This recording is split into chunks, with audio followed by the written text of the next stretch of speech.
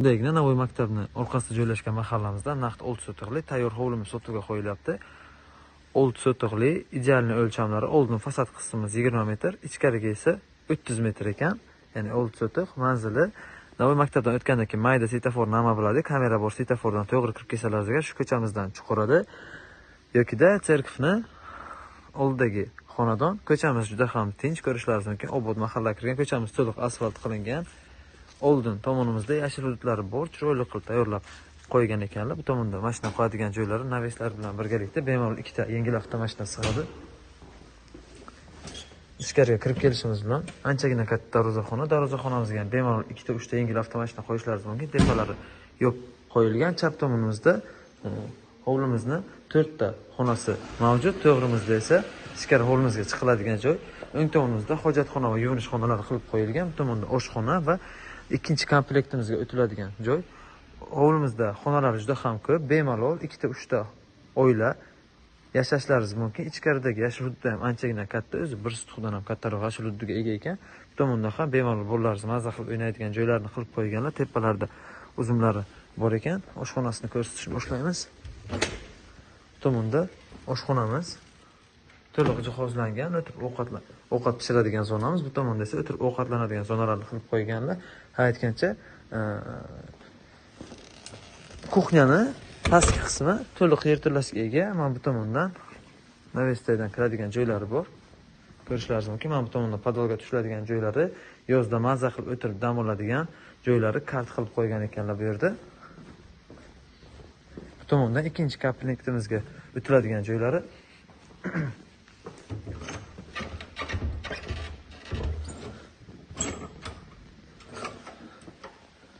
Mehmonxonamiz anchagina katta, keng va yorug' mehmonxona.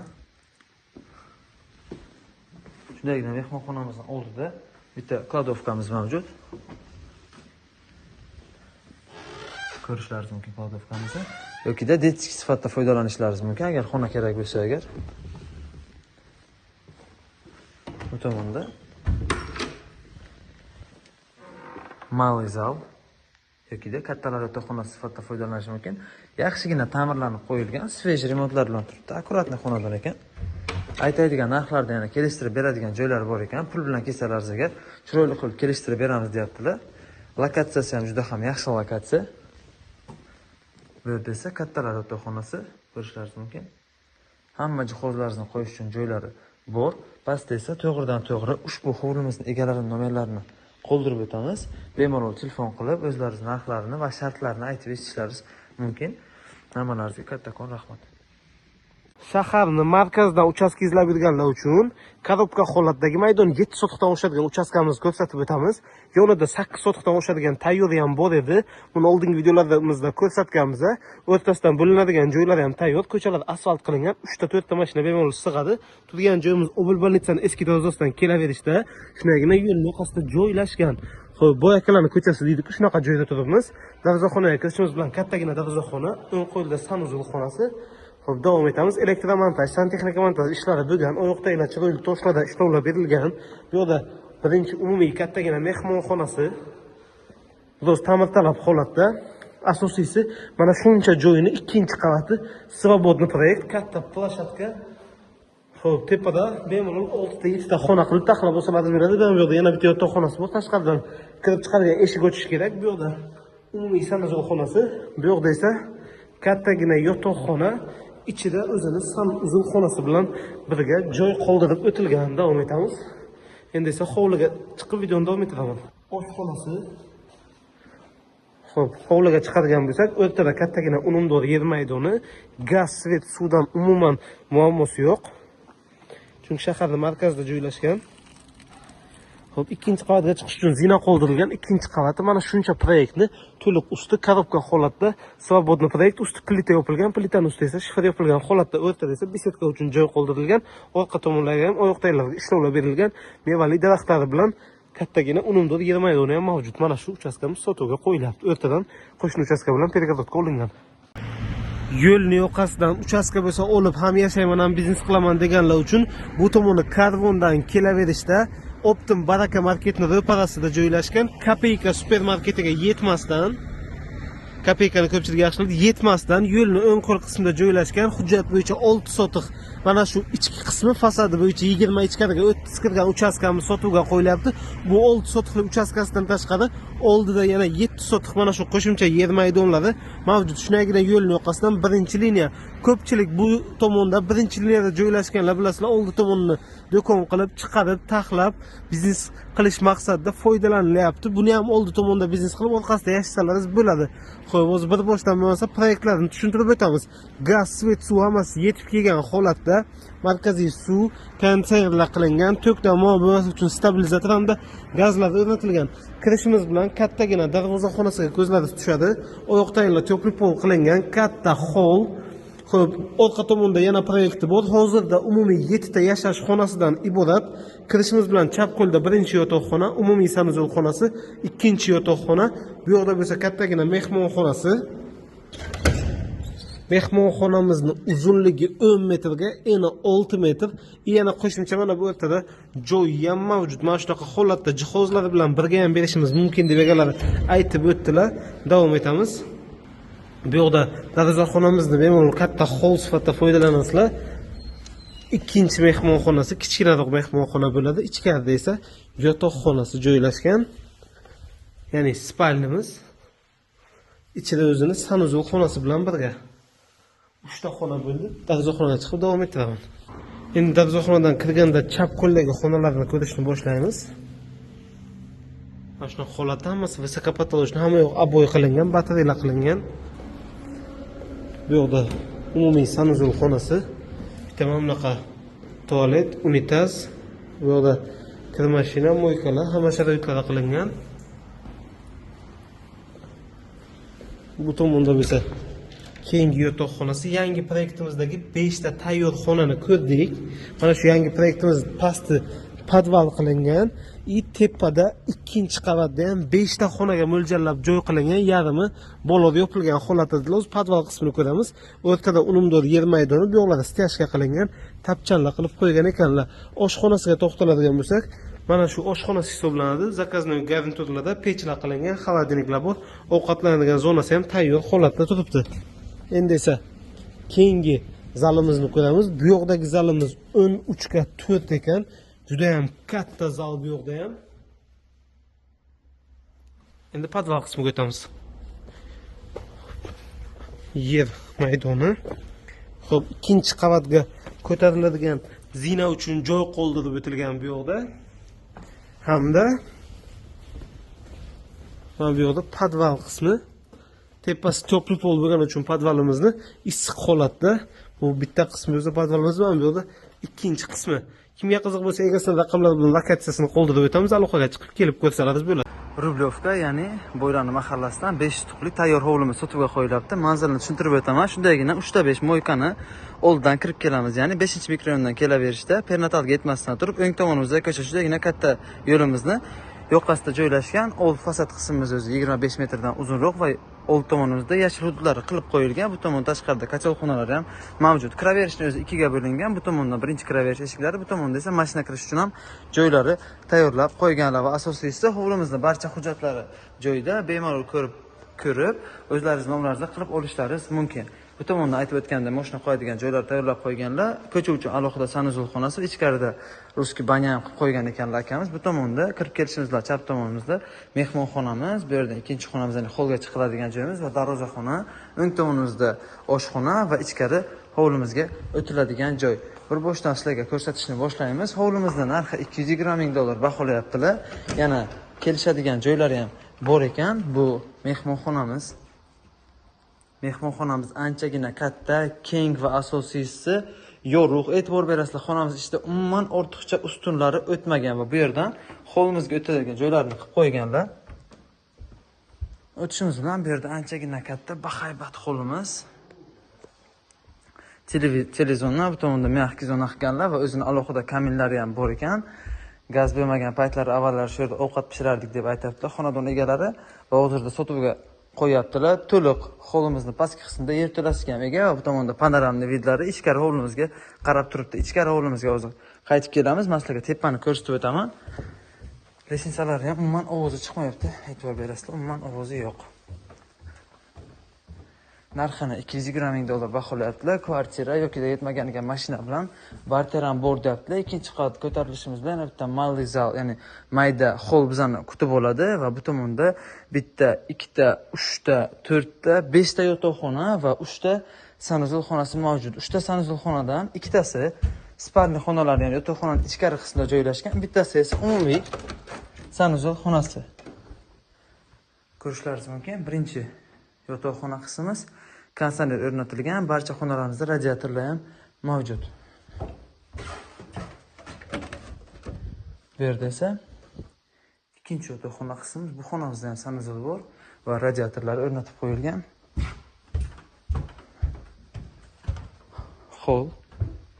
Holda ham radiatorlari bor.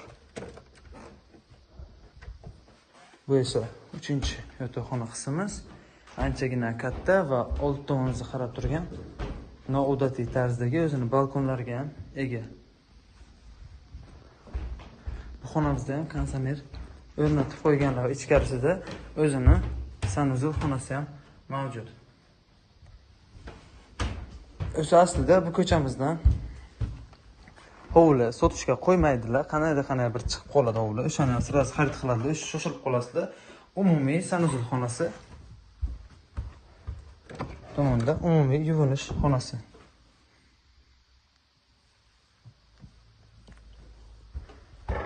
Hop. Bu tamashni telefon, oldida Wi-Fi o'rnatib qo'ygan ekanlar. Bu yerda o'ng tomonimizda bitta mayda xonamiz bor. Chap tomonimizda bitta katta xonamiz, ichkarisida sanuzul xonasi va bu yerda kladovka qismi. Holda ham konditsioner o'rnatgan ekanlar. Adashmasam bir 7-konditsioner so'rayapman mana hovlimizdagi.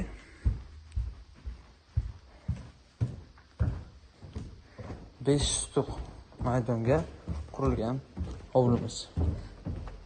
Katta oilali mijozlarimiz uchun juda ham yaxshi va to'g'ri tanlov shu bo'ladi deb o'ylayman.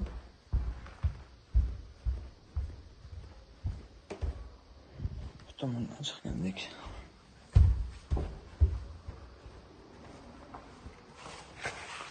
Darvozaxonamizning o'zida bemalol bitta, ikkita, uchta yoki-da uchta yengil avtomashina qo'yishlaringiz mumkin. O'ng tomonimizda esa kichkina oshxona qismi, u tomonda o'tirib ovqatlanadigan stoloy zona qilish uchun ham joylariga ega va oshxonamizning pastki qismi to'liq podval, ya'ni yerto'lasiga ega. Bu tomondan ichkari hovlimizga chiqiladi. Ichkari hovlimiz ham anchagina katta, ko'rib turibsizlar, o'rtada yashil hudud qilish uchun yoki-da basseyn qilish uchun joylar tashlab ketgan edi deyaptilar akalarimiz. Bu tomonimizda esa kochelxona uchun alohida joylari bor va yana bitta stoloviy zona yoki-da spalniy zona qilish uchun joylariga ega. Hovlimiz juda ham yaxshi va po proyektu qurilgan. Holda ham konditsioner bor ekan, sizlarga aytish esdan chiqdi. Pastda esa yerto'lasiga ham ega. Yerto'lasi ham anchagina katta. Ushbu hovlimiz narxi 220 ming dollar baholayaptilar va yetmaganiga kvartira yoki-da mashina bilan barter ham bor yoki-da ikkilamchi kredit ham qilib olishlaringiz mumkin. Hammalaringizga rahmat. Ikki xonali kvartira narxiga aynan turgan lokatsiyamizdan tayyor hovli sotuvga qo'yilyapti. Bu tomon vokzaldan kelaverish, Bon Sevinch kafesi. Bu yoqda esa Kvitiga ketadigan yo'l. Aynan mana shu joy bilan atik 150 metr ichkariga kirganda hovli sotuvga qo'yilyapti. Hozir oldiga borib ko'rsatamiz. Hovlimizni oldiga yetib keldik. Mana shu yo'ldan boshlanish joyi, mana shu yerdan boshlab fasad qismi real 8-9 metr tashkil etadi. Xo'p, hovlimizning umumiy maydoni 1.7 sotixni tashkil etadi. Xo'p, ichkada gaz, svet, suv yashash uchun hamma sharoitlari bor. Kirishimiz bilan yozgi oshxonaga mo'ljallab sharoit qilingan. Bu yoqda yopiq qishki oshxonasi, gaz plita moykalari, kuxona garniturlari mavjud. Mana bu yoqda yo'lakchamiz orqali sanuzul xonasiga hamda kladovka joylariga o'tiladi. Sanuzul xonamizda hamma sharoitlari qilingan. Bu yoqda yonida kladovichning joyi va hojatxonasi joylashgan. Endi esa hovliga chiqib videoni davom ettiraman.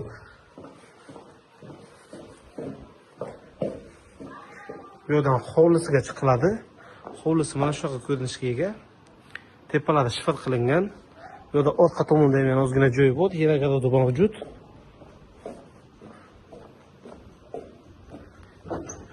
ichki sharoitlari yaxshisa bo'ladigan holatda, lekin agar qayta qursangiz yaxshi bo'ladi deb o'ylayman.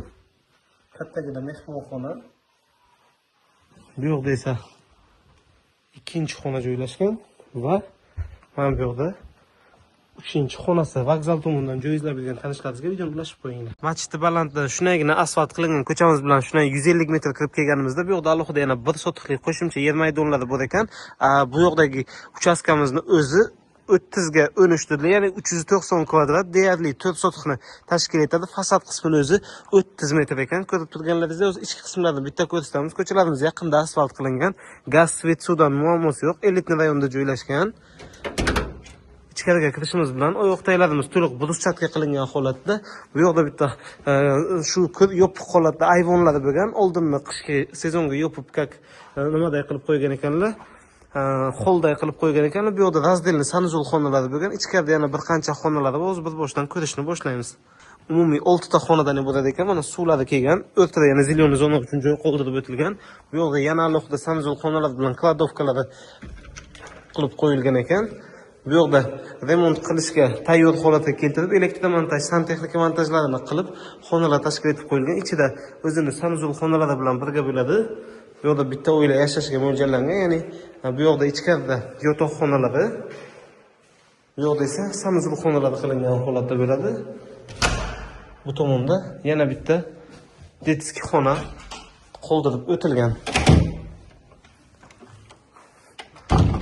To'liq fasad qismi travertin qilingan holatda turibdi. Davom etamiz.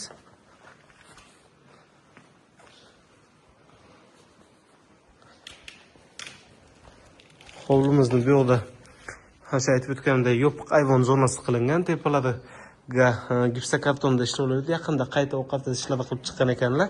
Bu tomonda esa oshxonasi bor, tapchanlari qilingan holatda turibdi. Xo'p, oshxonamizni ichki qismiga to'xtaladigan bo'lsak, hamma sharoitlari qilib qo'yilgan, gazdan muammolari yo'q. Bu tomonda esa keyingi xonalari. Ichkarida bitta xona, bu tomonda yana bitta keyingi xonasi joylashgan. Umumiy aytib o'tganimdek 6 ta xonadan iborat ushbu hovlimiz. Va bu yoqda so'nggi komplektini, ya'ni katta mehmonxonasini ko'rsatib o'tamiz.